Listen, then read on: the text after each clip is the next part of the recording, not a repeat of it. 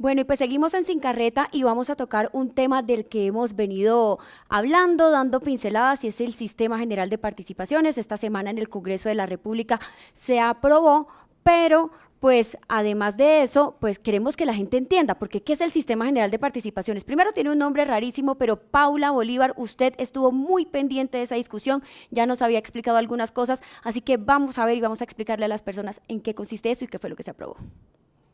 Aquí en W Sin Carreta les explicamos el polémico proyecto de ley que ya tiene un nombre bien difícil y es la modificación al Sistema General de Participaciones, que es el mecanismo a través del cual el Gobierno Nacional desembolsa los recursos para la ejecución tanto en gobernaciones en municipios. Pues lo que quiere hacer este proyecto de ley es que se aumente del 21% al 39,5%. Pero ¿cuál es el argumento que están entregando los ponentes de este importante proyecto de ley que ya pasó su sexto debate en el Congreso?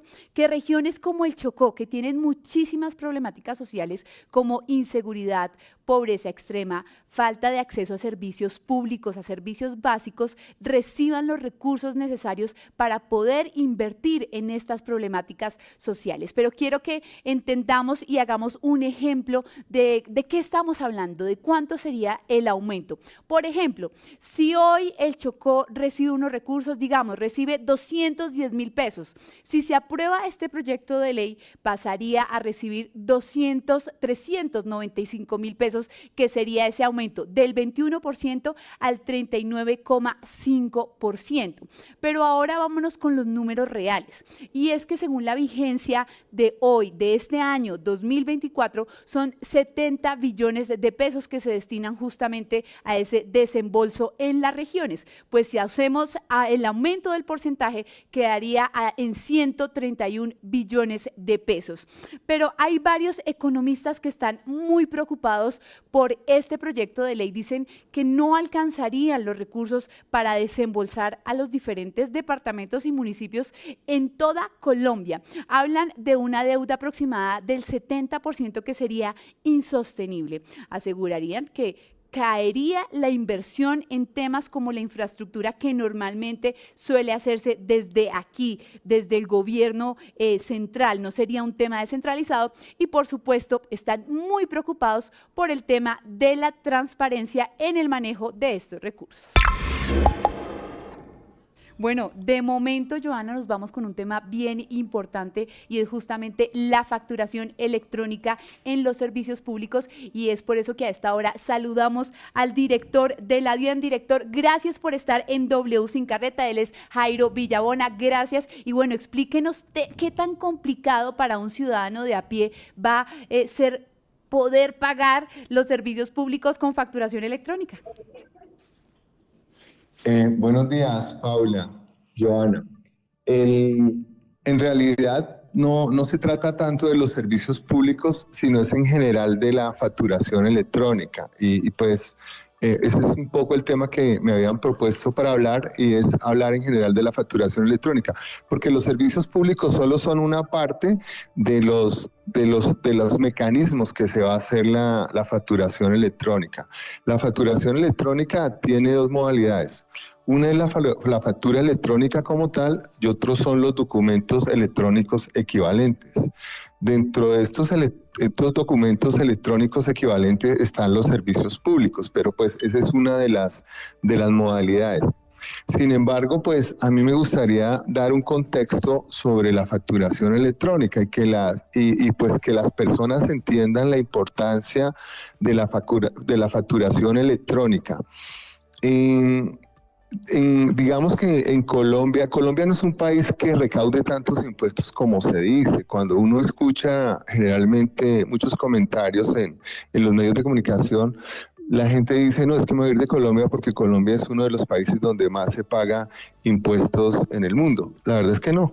Colombia es uno de los países que menos recaudo de impuestos tiene con relación al PIB. Eso se llama la carga fiscal, y cuando uno mira cuánto recauda Colombia con relación a lo que produce su economía, solo recauda el 15.3%. Países como Chile recaudan el 19.6%. Entonces, nuestro país recauda muy pocos impuestos. Nosotros hay una alta evasión. La evasión en Colombia se dice que es de más de 100 billones de pesos. Y lo que se pretende con esta facturación electrónica... Sí. Dime. ¿Escucho? Que nos aclarara un poco el tema de los servicios públicos, porque hay una confusión, digamos, en la ciudadanía de si es solo la factura electrónica o estos servicios públicos se van a poder pagar de esta manera. Entonces sí quisiera que nos hiciera esa claridad. No, no hay ningún problema.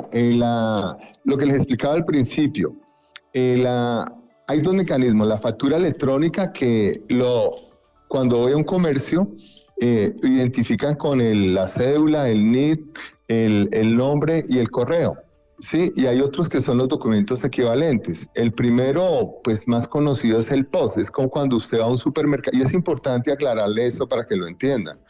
Cuando van a un supermercado, el supermercado le exige, le saca un tiquete. Eso, digamos, ese es un documento equivalente porque no es una factura. En ese caso, del comercio, el supermercado, sí tiene que ir identificada la persona.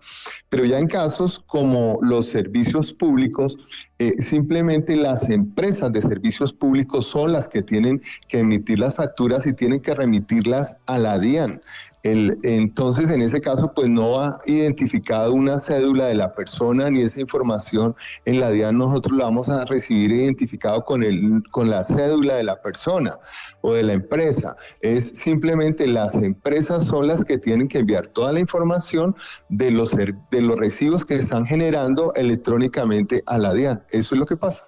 Sí, director, aprovechamos que lo tenemos acá en W Sin Carreta justamente para preguntarle cómo avanza el tema de la facturación electrónica. En su momento, cuando se empezó a implementar, pues hubo muchísimas quejas por parte de los pequeños empresarios, principalmente porque decían, no, es que me toca contratar quien me suba las facturas y una serie de eventos. ¿Ustedes ya pudieron mejorar este sistema en la DIAN de facturación electrónica, especialmente para las MIPYMES? Sí, mira... También decir algo que es importante, no solo las quejas, sino la importancia de la factura. Nosotros vivimos de los impuestos, o sea, si la DIAN no recauda los impuestos, no hay país. Entonces, aquí en Colombia toca crear una conciencia sobre ese tema, y es que todo el mundo debería generar la factura electrónica. Los pequeños negocios, la DIAN sacó un software que es gratuito, en donde ellos pueden facturar a través de ese software. O sea, eso realmente para ellos no tiene ningún costo. Entonces, eso sí se puede hacer, pero todas las personas debemos ser conscientes, y nosotros hemos hecho unas campañas en la calle donde estamos educando a las personas para que exijan la factura electrónica. La factura electrónica no es una opción, o sea, el comerciante no le puede decir a usted si le da o no le da factura electrónica, tiene que dársela porque es obligatorio, y nosotros como ciudadanos debemos tener esa cultura de exigir siempre la factura electrónica, porque con eso es que damos los servicios de educación, salud, infraestructura y todos los programas sociales. De lo contrario no podemos. Director, hablemos del recaudo, porque pues se habló mucho de que la DIAN pues obviamente tenía un déficit, que no se iba a lograr ese recaudo que estaba establecido y que se había puesto como meta. ¿Cómo vamos? ¿Sí se va a lograr ese recaudo que se había propuesto la DIAN hacer? O sea, ¿se logró? ¿Se superó?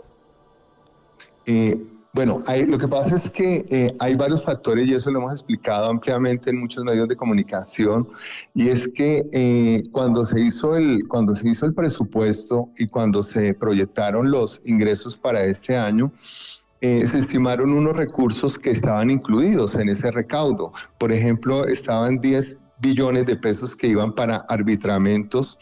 No estaba contemplado, por ejemplo, la deducibilidad de las regalías que la Corte pues sentenció, y eso afectó el recaudo en casi 6 billones. Ahí solo van 16 billones de pesos en recaudo que no se podía conseguir. Y otro punto importante es que lo hemos explicado también ampliamente, es que gran parte de los impuestos de este año se recogieron el año pasado, porque hubo unos anticipos muy altos y unas retenciones muy altas. ¿Eso qué significa? Que el recaudo del año 2023 es de los mejores recaudos que se han producido, pero en parte con relación a esto, porque las retenciones eran demasiado altas y los anticipos eran demasiado altos también. Entonces, gran parte de los impuestos que se tenían que recoger este año prácticamente se recogieron casi desde el año anterior. Pues es Jairo Villabona, director de la DIAN aquí en W Sin Carreta, explicándonos esta importante información sobre la facturación electrónica. Muchas gracias por estar con nosotras. Muchísimas gracias a ustedes por la invitación.